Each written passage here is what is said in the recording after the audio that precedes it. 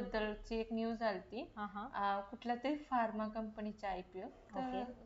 काय IPO pharma कंपनीचा? Okay, तो सगळ्यात आधी IPO म्हणजे काय हे तुम्हाला माहित आहे का?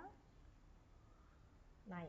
ओके, ठीक आहे. सो IPO म्हणजे काय असतं, जेव्हा कंपनी कुठली नवीन फंड रेझिंगसाठी शेअर मार्केटमध्ये फर्स्ट टाइम येते आणि पब्लिकली आपले शेअर्स डिस्ट्रीब्यूट करते आणि त्या बदल्यात पब्लिककडून फंड रेज करते, याच प्रोसेसला IPO असं आपण म्हणतो. सो आता सध्या मार्केटमध्ये एक नवीन कंपनी येत आहे IPO घेऊन. त्याचं नाव आहे एमक्युअर फार्मा म्हणून. पुण्यामध्ये लोकेटेड कंपनी आहे आणि तुम्ही जर शार्क टँकचे काही सेशन्स बघितले असतील तर त्याच्यामध्ये नमिता थापर म्हणून एक शार्क होत्या. त्यांचाच ही कंपनी आहे एमक्युअर फार्मा आणि त्याच हा IPO घेऊन येत आहे मार्केटमध्ये. ओके, असं आहे का? आणि ते आयपीओ चांगले काय अप्लाय करू शकते का मी? हां, आता आपल्याला IPO चांगला आहे का नाही याचं ॲनालिसिस कसं करायचं हे मी तुम्हाला सांगते. तर तुम्हाला गुगलवरती जर तुम्ही IPOचं नाव टाकलं एमक्युअर फार्मा म्हणून, एमक्युअर फार्मा IPO, सो तुम्हाला चित्तूरगड वेबसाईटवरती याची सगळी इन्फॉर्मेशन मिळून जाईल.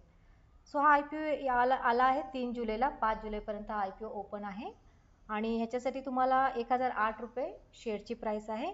14 शेअर्स तुम्हाला मिळतील. 14,112 रुपये तुम्हाला त्याच्यासाठी पे करायला लागतील. आणि ह्याच्यामध्ये तुम्ही IPO ला ॲप्लिकेशन केल्यानंतर तुम्हाला मंडेपर्यंत त्याचं अलॉटमेंट झालं तर मिळून जाईल आणि जर त्याचे IPOचे शेअर्स तुम्हाला मिळाले नाही तर 9 जुलैपर्यंत तुम्हाला तुमचे पैसे क्रेडिट केले जातील तुमच्या बँक अकाउंटमध्ये. ओके, म्हणजे शॉर्ट म्हणजे हा आयपीओ चांगला आहे. हो, आता IPO चांगला आहे का नाही याच्यासाठी आपल्याला अजून एक वेबसाईट, चित्तूरगड वेबसाईटवरतीच आपण IPO ग्रे मार्केटमध्ये गेलं तर आपल्याला त्याची इन्फॉर्मेशन मिळते.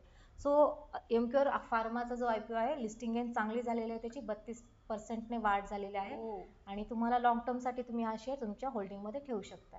ओके, तर म्हणजे तो आणि आयपीओला मी कुठून अप्लाय करू शकते? IPOला अप्लाय करण्यासाठी आपल्याला डीमॅट अकाउंट मध्ये आपल्याला IPOचं एक सेक्शन असतो, तिथे जाऊन आपल्याला अप्लिकेशन करायला लागतं.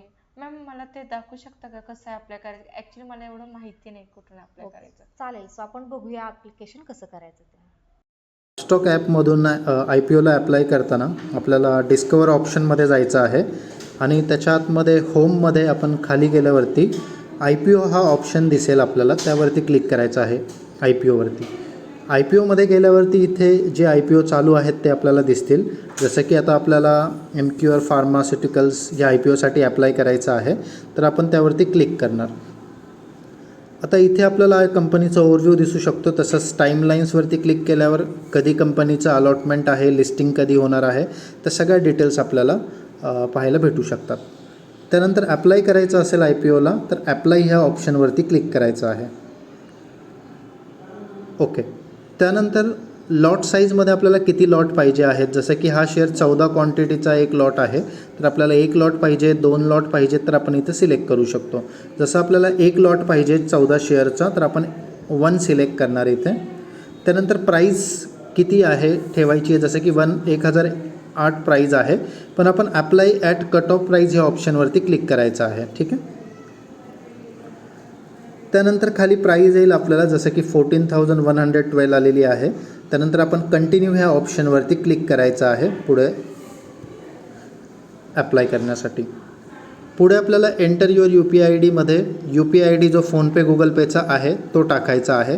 फॉर एक्झाम्पल फोनपेच्या केसमध्ये मोबाईल नंबर @YBL असं असतं, तो तुमच्या फोनपेमध्ये प्रोफाईलमध्ये तुम्हाला दिसेल, तो UPI ID तुम्ही इथे एंटर करायचा आहे. त्यानंतर ॲक्सेप्ट कंटिन्यू करायचं आहे आणि पुढे कन्फर्म करायचं आहे. तर कन्फर्म केल्यावरती एकदा पूर्ण डिटेल्स पाहायला भेटतील तुम्हाला आणि त्यानंतर फायनल सबमिशन आपण परत एकदा सबमिटवरती क्लिक केलं तर IPO अप्लाय होईल आणि तुम्हाला गुगल पे, फोनपेवरती जिथला UPI ID टाकलेला आहे तिथे रिक्वेस्ट येईल पेमेंटसाठी. ती पेमेंट आपल्याला करायचं आहे फोनपे, गुगल पेने. जेव्हा आपलं पेमेंट होईल त्यावेळेसच IPOला सक्सेसफुली अप्लाय होईल. ठीक आहे. तर अशा प्रकारचं आपण पाहिलं की हे IPOला अप्लाय करण्याची अपस्टॉक्समधून प्रोसेस आहे. ठीक आहे. Okay, thank you all.